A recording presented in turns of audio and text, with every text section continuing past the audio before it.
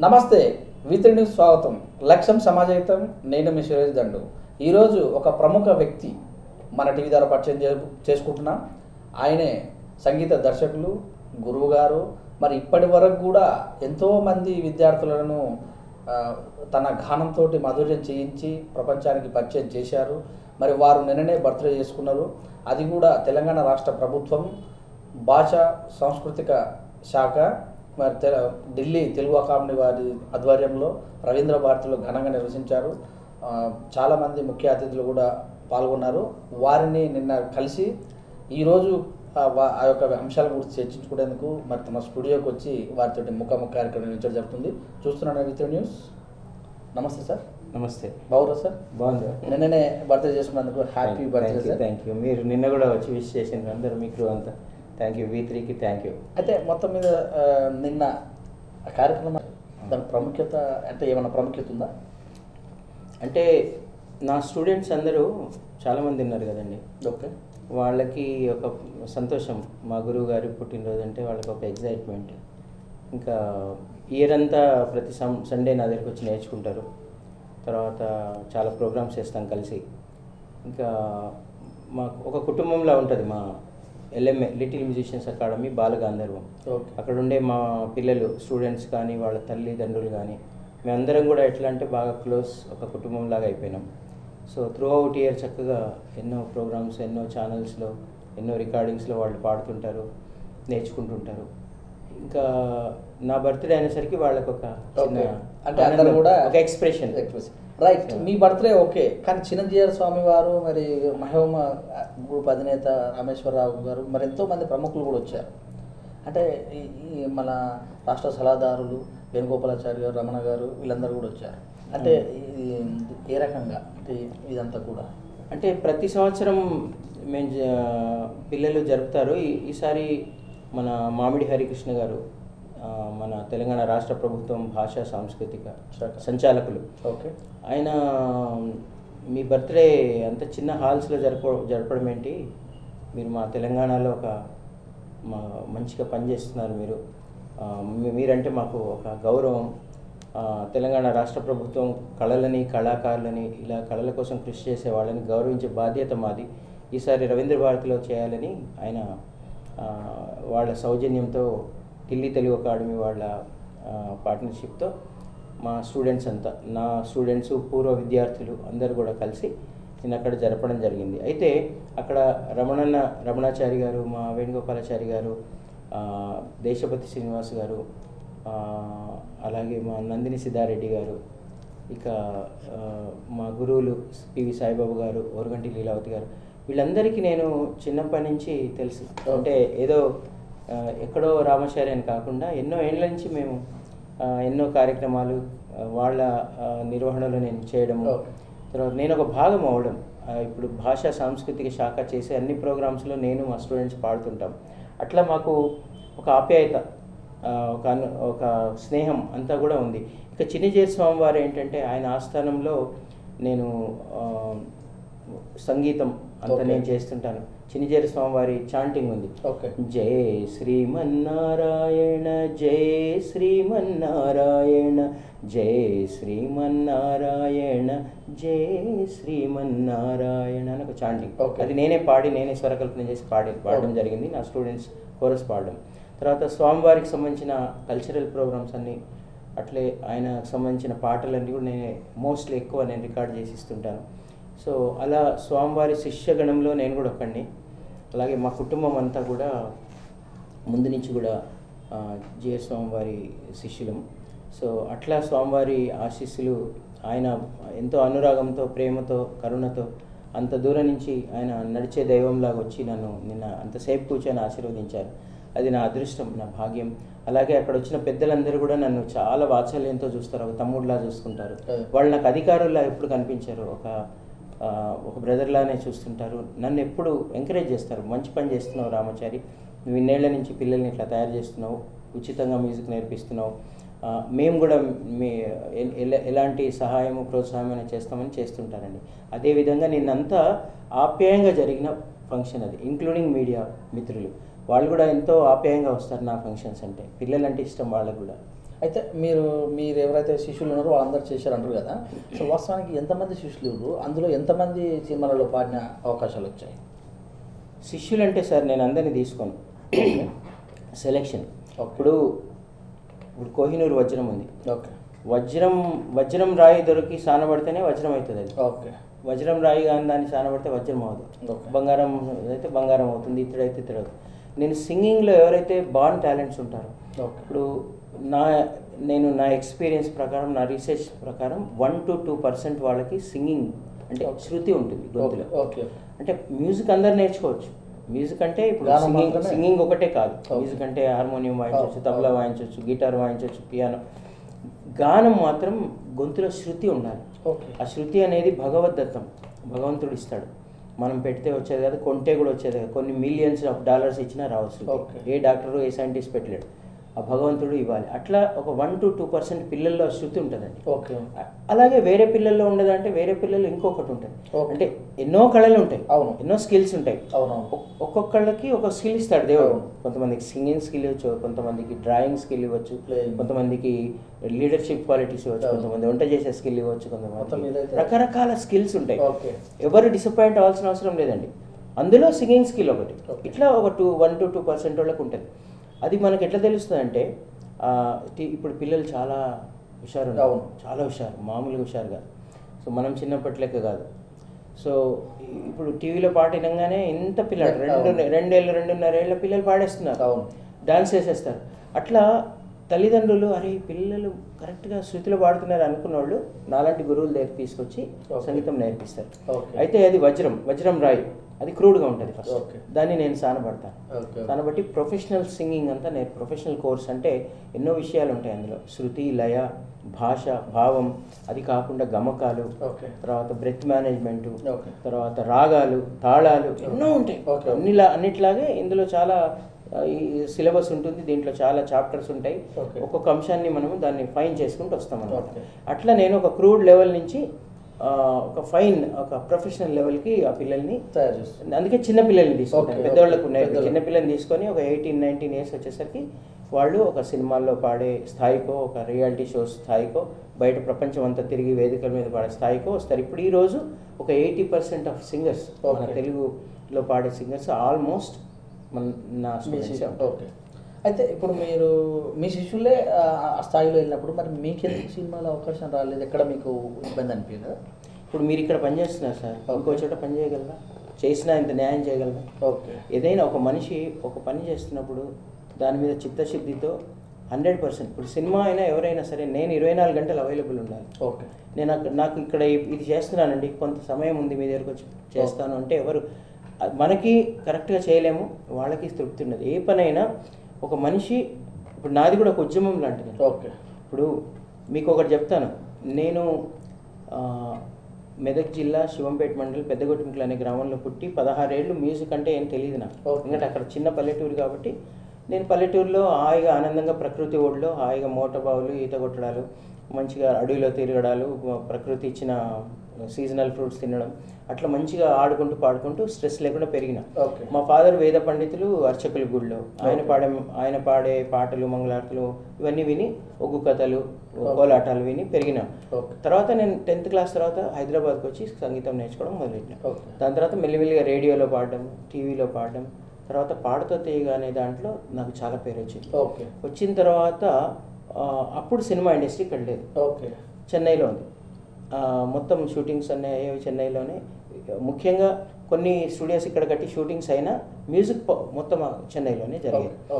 ఎందుకు జరిగేదంటే అప్పుడప్పుడే పెద్దలందరూ కూడా ఇక్కడ మ్యూజిక్ ఇండస్ట్రీ కోసం పాటుపడి ఇక్కడ స్టూడియోలు కట్టడం అన్నీ చేయడం స్టార్ట్ అయింది. అప్పుడప్పుడే స్టార్టింగ్ స్టేజ్. తర్వాత ఛానల్స్ కూడా ఒకటి పెరగడం స్టార్ట్ అయింది. రియాలిటీ షోస్ కానీ మ్యూజిక్ బేస్డ్ ఇట్లా సింగర్స్ అవసరం పెరిగింది. పెరిగినప్పుడు ఇప్పుడు నేను ఒక మ్యూజిక్ డైరెక్టర్ అవ్వాలన్నా, సింగర్ అవ్వాలన్నా నేను చెన్నైకి వెళ్ళాలి. ఓకే. ఇక్కడ లేదు. చెన్నైకి వెళ్ళి ఇంకో మ్యూజిక్ డైరెక్టర్ దగ్గర అసిస్టెంట్గా పనిచేస్తూ అక్కడ 24 గంటలు ఉండి ప్రయత్నిస్తే మాత్రం జరిగేదే సినిమా ఇండస్ట్రీలో ఒక గాయకుడు కానీ ఇప్పుడు ఇన్నంత తేలిక కూడా అప్పుడు లేదు. ఇక్కడి నుంచి అక్కడికి వెళ్ళాలి, అక్కడ ఎవరి దగ్గర అసిస్టెంట్గా ఉండాలి, కాలానుగుణంగా మన అదృష్టాన్ని బట్టి మనం అవుతాం. అయితే అప్పటికే నాకు మ్యారేజ్ అయింది. పాడుతా తీగ పాడేటప్పటికి ఓకే. కుటుంబ భారం నా మీదే ఉంది. సో అందుకోసం నేను వెళ్ళలేకపోయాను. అదొక కారణం. అయితే ఇక్కడ ఏంటంటే ఇక్కడ అప్పుడప్పుడే చక్రి, ఆర్పి పట్నాయక్ చిన్న చిన్న రికార్డింగ్స్ చేయడం మొదలెట్టారు. వాళ్ళ దగ్గర నేను కండక్టింగ్ చేయడం మొదలెట్టాను. ఇటు రియాలిటీ షో, తర్వాత మాకు ఒక ఆర్కెస్ట్రా ఉండేది, మ్యూజిక్ గ్రూప్ అని. ఎన్నో వేదికల మీద బోల్డ్ అని కార్యక్రమాలు పాడాము. ఎందుకంటే దాంతో ఆ ఎక్స్పీరియన్స్తోని నేను 2 విషయాలు అనుకున్నాను. ఒకటి, నేను చెన్నై వెళ్ళిపోయి రిస్క్ తీసుకొని అక్కడ మ్యూజిక్ డైరెక్టర్, సింగర్ అవడమా, లేకపోతే ఇక్కడ మ్యూజిక్ ఇండస్ట్రీలో సింగర్స్ లేరంటే సినిమాటిక్గా పాడే సింగర్స్. అప్పటికి సింగర్స్ అంటే క్లాసికల్, ప్రైవేట్ సాంగ్స్, డివోషన్స్ పాడేవాళ్ళు ఉంటారు. ఓకే. అయితే వాళ్ళని తయారు చేయడమా అనేది ఒక దీంతో నేను సరే ఎవరో ఒకళ్ళు గంట కట్టుకోవాలి, ఏదైనా చేయాలంటే ఒక తరం తయారు చేయాలంటే ఒకళ్ళు గంట కట్టుకోవాలి అని నేను స్టార్ట్ చేశాను. నేను అప్పటికే ఆల్ సైన్స్ హై స్కూల్లో పనిచేసిన అనుభవం ఉంది. నాకు పిల్లలంటే ఇష్టం. ఓకే. సో వాళ్ళకి కొంతమందిని చేసి పిల్లలకి చూద్దాం, మనం ట్రై చేద్దాం, ఇండస్ట్రీకి కావాల్సిన సింగర్స్ని అందించే ప్రయత్నం చేద్దామని నేను 1998లో ఇదే నల్లకుంటల సుబ్రహ్మణ్యం గారని, జీవి సుబ్రహ్మణ్యం గారని ఇంట్లో ఒక హాల్లో ఒక 10-15 మంది పిల్లలతో నేను లిటిల్ మ్యూజిషియన్స్ అకాడమీ స్టార్ట్ చేసినాను. ఓకే. అట్లా అప్పటి నుంచి నేర్పించడం మొదలైంది. అయితే ఇప్పుడు శిష్యులు మీ నుంచి చాలా మంది సినిమాలు కూడా పడ్డారు కదా సార్, వాళ్ళ ఇప్పుడు ఎలా ఉంది మీకు సంబంధం? ఇప్పుడు నిన్న చూసారు కదా మీరు, అందరూ వచ్చింది కదా, గీతా మాధురి వచ్చింది, దీపు వచ్చాడు, దామిని వచ్చింది, నూతన వచ్చింది, అందరూ సాకేత్ వచ్చాడు, అందరూ ఎవరు రాలేదండి. ఎవరన్నా ఈ ఊర్లో లేని వాళ్ళు రాలేదు తప్ప నా స్టూడెంట్స్ అందరు నిన్న చూశారు కదా ఎంతమంది ఉన్నారు స్టేజ్ మీద. అందులో మీకు ఆ ఫ్రంట్ రోలో నిలబడ్డ వాళ్ళంతా సినిమాలో పాడపిల్లలు. ఓకే. మొత్తం అయితే ఇప్పుడు నిన్న ఒక విన్నపం ఒకటి చేశారు, అది ఏందో ఒకసారి మీడియా చెప్తారు. ఇప్పుడు మేము ఈ క్లాసులన్నీ కూడా ముందు సుబ్రహ్మణ్యం గారి ఇంట్లో చేసాం. తర్వాత ఈ పిల్లలంతా బాగా పాడుతూ పేరు తెచ్చుకున్నాక చాలామంది చేరడం మొదలెట్టింది. ఓకే. అప్పుడు ఇంకొక స్టూడెంట్ ఇంట్లో ఒక శుభ్నీత్ సింగ్ అని వాళ్ళ ఇంట్లో కార్ షెడ్లో ఆ కార్లు బయట పెట్టి జంప్ఖానాలు వేసి అక్కడ చేయడం మొదలెట్టాం. ఇంకా పెరిగేసరికి ఇక్కడ ఏఎంఎస్ కాలేజ్ ఉంది కదా ఉస్మానియా యూనివర్సిటీలో, అందులో ఒక హాల్ రెంట్కి తీసుకొని చేస్తున్నాం. ఇట్లా మాకు సొంత భవనం లేదు, ఇక్కడ రెంట్కి తీసుకొని చేస్తున్నాం. సో దానికోసం ఇప్పుడు సొంత భవనం కట్టి అందులో ఒక క్లాస్ రూమ్లు, ఒక చిన్న ఆడిటోరియం. ఎందుకంటే మేము టీచింగ్ ఒకటే కాదండి, మేము వర్క్షాప్స్ చేస్తాం పిల్లలకి, అనేక రాగాల మీద పరిశోధనలు చేస్తాము, వర్క్షాప్స్ చేస్తాము, సెమినార్స్ చేస్తాము. సో ఒక ఆడిటోరియం మాకు కావాలి, మంత్లీ ప్రోగ్రామ్స్ చేస్తాం. వీళ్ళని నేర్పించడమే కాకుండా వాళ్ళకి మేము వేదిక కల్పించి పాడిస్తాం, అది కూడా ప్రాక్టికల్ నాలెడ్జ్. ఇక్కడ ఇది స్టూడియోలో వాళ్ళని పిలిపించి స్టూడియోలో ఎట్లా పాడాలో నేర్పిస్తా. ఎందుకంటే ఉట్టిగా అక్కడ నేర్పించి ఊరుకొని నేను వాళ్ళకి ప్రాక్టికల్ నాలెడ్జ్ కూడా ఇస్తుంటాను. సో ఇప్పుడు నేను కట్టబోయే మ్యూజిక్ స్కూల్లో ఒక చిన్న auditorium, music rooms, library, archives, అంటే మన సంగీత సంపద, మన సాహిత్య సంపద అంతా భద్రపరచాలి. ఇప్పుడు మనకి గబుక్కున పల్లె పదాలు కావాలంటే ఎక్కడ దొరుకుతాయి? గూగుల్లో కూడా సినిమా పాటలనే దొరుకుతాయి కానీ దొరకవు. ఇప్పుడు ఎంత అద్భుతమైన పల్లె పదాలు ఉంటాయి మనకి, కష్టజీవులు పాడే పాటలు, బాలగీతాలు, తర్వాత ఎన్నో అద్భుతమైన పాటలు కాలం గర్భంలో కలిసిపోతున్నాయి.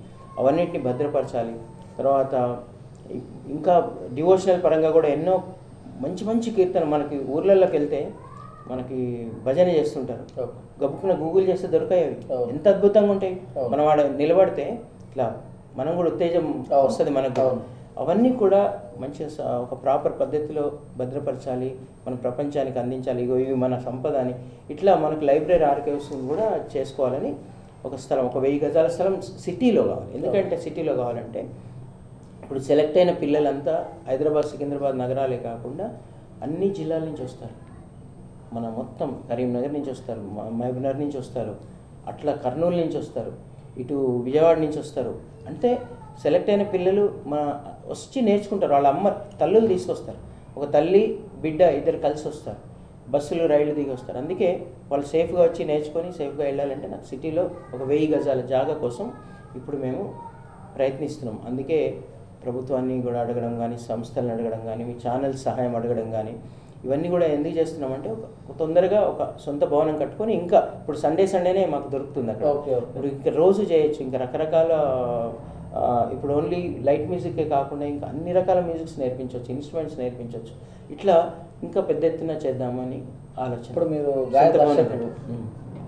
అంటే సంగీత దర్శకులు అండ్ పాటలు కూడా పాడతారు. అవును. అయితే ఇప్పుడున్న రోజులలో పాటలలో ద్వంద్వార్థాలు బాగా పెరిగిపోయినాయి, పదాలన్నీ కూడా బాగా ఇంతకు సొంపుగా లేవని ఒక వాదన పడుతుంది. అది ఎలా చూడాలి సార్?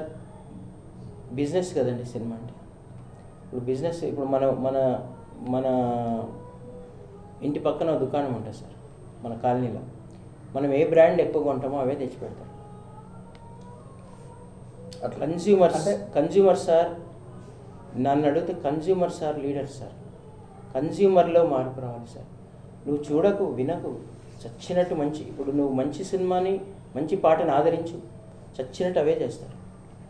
ఎందుకంటే మన దగ్గర లేని, ఇప్పుడు మీ కెమెరా ఉందండి, ఏదైనా షూట్ చేస్తుంది, అర్థమైందా? ఏదైనా షూట్ చేస్తుంది.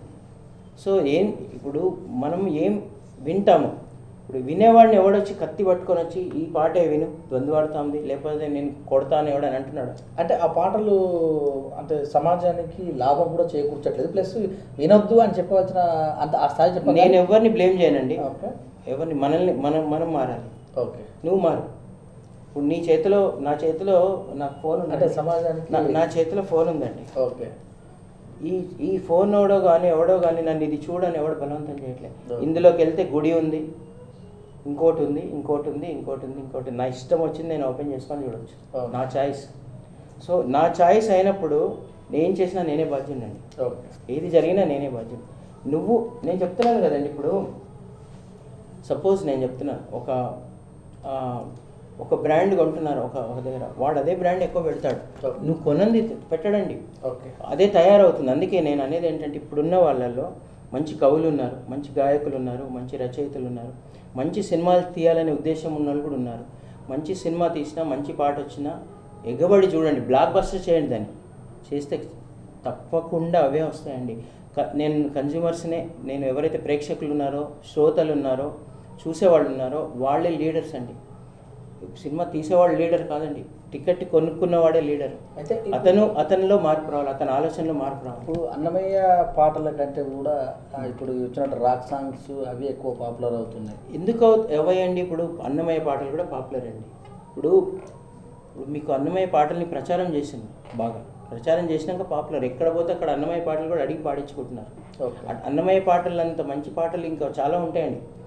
రాకమచర్ల అని మనం మహబూబ్నగర్ జిల్లాలోనే రాకమచర్ల సంకీర్తనలు ఉంటాయి, ఎంత బాగుంటాయి తెలుసు. అవన్నీ ఇప్పుడు అవన్నీ కూడా మళ్ళీ ఏది ఒకటే సార్ గుర్తుపెట్టుకోండి. నేను ఒక ఉదాహరణ చెప్తాను సార్. లాస్ట్ టైము పిల్లలు చూడండి, అందరూ ఒక చెక్క తీసుకెళ్ళి క్రికెట్ ఆడుతుంటారు. ఎందుకు ఎక్కువ ఆడతారు క్రికెట్? ఎక్కువ క్రికెట్ పెడుతుంటారు. అయితే ఒక సీజన్లో వరల్డ్ కప్ ఫుట్బాల్ చూపించారు సార్. ఆ మొత్తం 1 month 2 months మొత్తం కూడా నేను గమనించాను, పిల్లలందరూ కూడా ఫుట్బాల్ ఆడడం మొదలుపెట్టారు. అంటే నేను ఏమంటున్నానంటే, పిల్లలు సార్, వాళ్ళ చిన్న మైండ్, వాళ్ళ లేత మైండ్, యంగ్స్టర్స్ కూడా, వాళ్ళని ఎక్కువ మనం దేంట్లో మోటివేట్ చేస్తామో అటువైపు వాళ్ళ మైండ్ పోతుంది. ఇప్పుడు 50 ఏళ్ళు 60 ఏళ్ళ వాళ్ళ విచక్షణ ఉండదండి వాళ్ళకి. 50 ఏళ్ళు 60 ఏళ్ళు వచ్చాక ఇది తప్పు ఇది రైటు అనేది తెలుస్తుంది. చిన్న పిల్లలకి, యంగ్స్టర్స్కి మనము ఏది చెప్తామో ఎక్కువ, అది దాని మీదకి మోటివేషన్ వెళ్ళిపోతుందండి. మనం కూడా ఏం ఆలోచించాలంటే, పెద్దవాళ్ళందరం కూడా, బాధ్యత ఉన్న వాళ్ళందరం కూడా, మనము పిల్లలకి ఏం నేర్పించాలి, ఎటువైపు ఎక్కువ చూపించాలి అనేది నా ఉద్దేశం అండి. ఒక తండ్రిగా, ఒక గురువుగా, ఒక పౌరుడిగా, నేను ఒక ఆర్టిస్ట్గా నేను చెప్పేది ఇది. మనము ఇప్పుడున్న సమాజంలో చిన్నపిల్లలకి, యంగ్స్టర్స్ని మోటివేట్ చేసే ఏం చూపిస్తున్నాం ఎక్కువ. మనం వీళ్ళు చూడండి, ఏది ఎక్కువ చూస్తే దాని పట్ల వాళ్ళు మొగ్గు చూపుతారండి. ఒక సినిమాలో ఒక బూత్ మాట్లాడితే పిల్లలు మాట్లాడతారు, ఒక సినిమాలో మంచి చూపిస్తే అటు. సాగర సంగమం సినిమా వచ్చాక చాలామంది డాన్స్లో జాయిన్ అయ్యారండి. శంకరాభరణం సినిమా వచ్చాక చాలామంది సంగీతంలో. అన్నమయ్య సినిమా రాఘవేంద్రరావు గారు తీశాక బోళ్ళంతమంది అన్నమయ్య పాటలు నేర్చుకోవడం మొదలెట్టారు. అట్లా ఇప్పుడు ఏ సినిమాలు మనం తీస్తే అటు, అంటే సినిమాలే కాదండి, సినిమాలు కావచ్చు, ఛానల్స్ కావచ్చు, మనం ఇచ్చే మోటివేషన్ కొద్దిగా, వ్యాపారం ఉన్నా సరే, వ్యాపారం ఉండి కూడా ఒక అంతర్లీనంగా మంచి మోటివేషన్స్ ఇచ్చే ఏం తీసినా చూస్తున్నారండి జనాలు. ఇప్పుడు వస్తున్నాయి కూడా, ఇప్పుడు వచ్చిన యంగ్ డైరెక్టర్స్ కానీ, రైటర్స్ కానీ అందరూ కూడా మంచి ఆలోచనలతోనే ఉన్నారండి. వాళ్ళకి అవకాశం రావాలి, మనం ఇవ్వాలి, కన్స్యూమర్ ఇవ్వాలి అని నేను అనుకుంటున్నాను. మీరు కచేరీలు ఏమైనా చేశారా? ఎక్కడ ఎన్ని చేశారు ఇప్పుడు సభలు కానీ సంగీత కచేరీలు? నేను అసలు లెక్క పెట్టుకోను సార్. నాకేంటంటే, నేను ఎన్ని ప్రోగ్రామ్స్ వేసినా, ఎంతమంది పిల్లలకు నేర్పించినాను, ఇవన్నీ నా దగ్గర అసలు నిజంగా రాష్ట్ర ప్రభుత్వం నుంచి అవార్డులు రివార్డులు రాష్ట్ర ప్రభుత్వం మనకి గుర్తింపు తెలంగాణ రాష్ట్ర ప్రభుత్వం రాగానే సెకండ్ ఇయరే నాకు సంగీతంలో నాకు రాష్ట్ర ప్రభుత్వ అవార్డు ఇచ్చారండి. ఓకే. మన కేసీఆర్ గారు ముఖ్యమంత్రి గారు గవర్నర్ గారి చేతుల మీదుగా నేను అవార్డు తీసుకున్నాను. అలాగే రాష్ట్ర ప్రభుత్వం సాంస్కృతిక శాఖ చాలా ఎంకరేజ్ చేస్తుందండి. అలాగే భాష పర్యాటక సాంస్కృతిక శాఖ ఇవి బాగా ఎంకరేజ్ చేస్తున్నాయి. నేను తప్పకుండా ఐఎమ్ వెరీ హ్యాపీ అండి విత్ అవర్ గవర్నమెంట్. అయితే మీరు ఒక గురువుగా సమాజానికి యువతకు ఒక మెసేజ్, మంచి మెసేజ్ సమాజానికి అంటే సార్ మళ్ళీ చెప్తున్నాను, తల్లిదండ్రులు మార్చగలరండి సమాజాన్ని. సమాజం మార్చాలంటే, సమాజం బాగుండాలన్నా బాగుండకుండా ఉండాలన్నా నేను ముందు తల్లిదండ్రులకు చెప్తున్నాను. పుట్టిన పిల్లలకి ఎలా శరీరం పెంచడానికి భోజనం మంచి మంచి ఆహారం వాళ్ళకి పెడుతున్నామో వాళ్ళ మానసిక వికాసాన్ని కూడా అంతే బాగా తల్లిదండ్రులు బాధ్యతతో తీసుకుపోవాలి. వాళ్ళకి నేను అనే దగ్గర నుంచి మనము మొత్తం ఈ ప్రపంచము ఈ విశ్వం అంతా బాగుంటేనే మనం బాగుంటాం బిడ్డ అని చెప్పగలగాలి.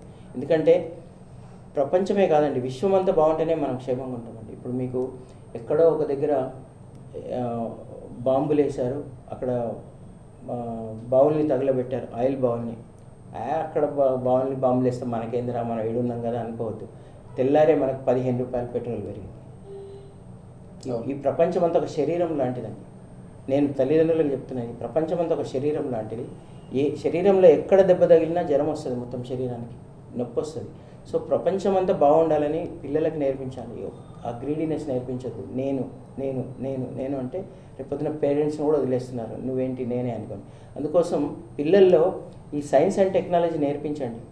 దాంతోపాటు మన సంస్కృతి, మన సాంప్రదాయాలు, మంచి చెడు సమాజము, తర్వాత అందరినీ ఆదరించడం, స్నేహము, అందరినీ మంచిగా చూడడము, నాతో పాటు అందరూ బాగుండాలని చూడడము, ఇది తల్లిదండ్రులు నేర్పించాలి. ఇంకోటి, వాళ్ళల్లో ఏదో ఒక కళ ఉంటుందండి. పిల్లల్లో, ప్రతి పిల్లల్లో ఏదో ఒక చదువుతో పాటు ఏదో ఒక కళను నేర్పించండి. ఏది ఉంటే అది మీరు రుద్దొద్దు. దేవుడు ఏది ఇచ్చాడో చూసుకొని దాన్ని గుర్తించి ఆ కళని మీరు పిల్లలకి మంచిగా నేర్పించండి.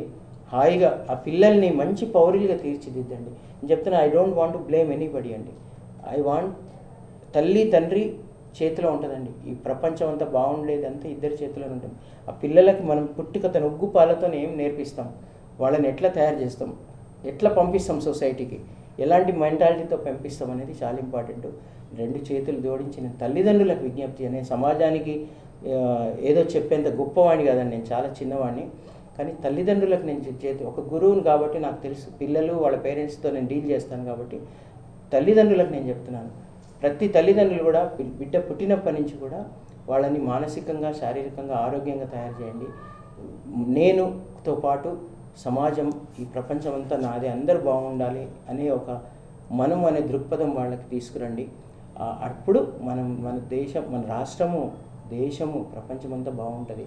ఆ రోజులు రావాలని నేను సర్వే జనా సుఖినో భవంతు, లోకా సమస్త సుఖినో భవంతు అని నేనే కాదండి, ఏ గురువు అయినా అదే కోరుకుంటాడు. అందరూ బాగుండాలని కోరుకుంటారు. ప్రతి మనిషి కూడా అదే కోరుకుంటాడు. Thank you sir, thank you very much. Once again happy birthday. నమస్తే. మీ విలువైన సమయాన్ని మా V3 న్యూస్, మీరు ఎంతో బిజీగా ఉన్నా కూడా కంపోజ్ చేస్తున్న పీరియడ్లో కూడా మనకు ఇంటర్వ్యూ ఇచ్చినందుకు మా టీ తరపున మీకు ధన్యవాదాలు. Thank you sir, thank you. మీకు కూడా నా శుభాకాంక్షలు. V3 టీవీ దినదినాభివృద్ధి చెంది మంచి కార్యక్రమాలు, అద్భుతమైన కార్యక్రమాలు.